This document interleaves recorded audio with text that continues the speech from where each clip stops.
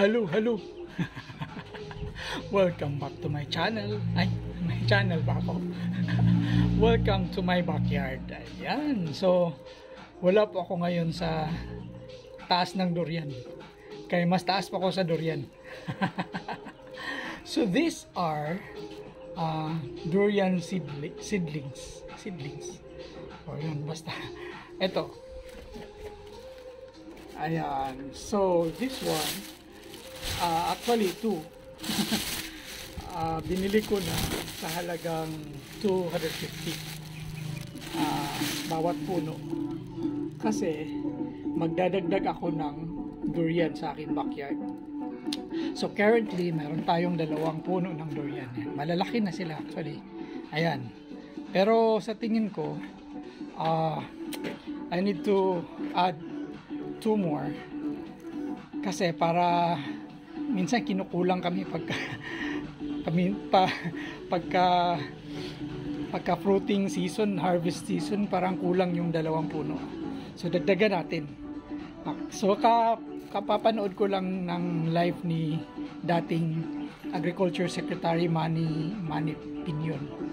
At doon na pinakita niya na dito pala sa Davao City, sa Kalinan, may may processing na parang processing plant para sa pag-export ng durian. So mga durian ng Mindanao ay ine-export na.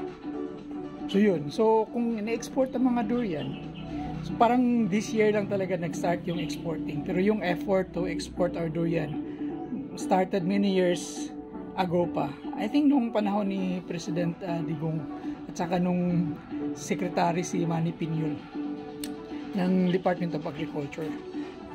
Pero ngayon ini-export na talaga. So ang ibig sabihin nito, ang durian ay magiging expensive, very expensive fruit. Expensive na siya ngayon. Pero kung lalaki yung ating export ng durian, dadadami yung export volume natin, ay magiging mahal na yung durian locally. So yun, so hindi naman ako mag-export, no, pero dagdagan ko yung aking puno ng durian para hindi tayo mamumulubi. Okay, so tanim na natin to.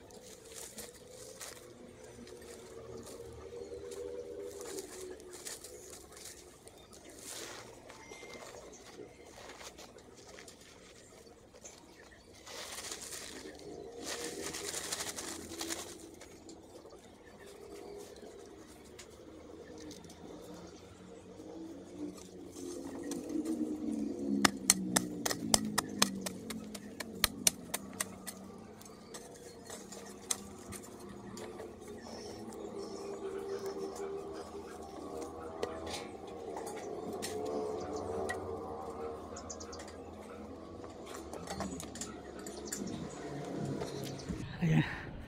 So, yan. 2.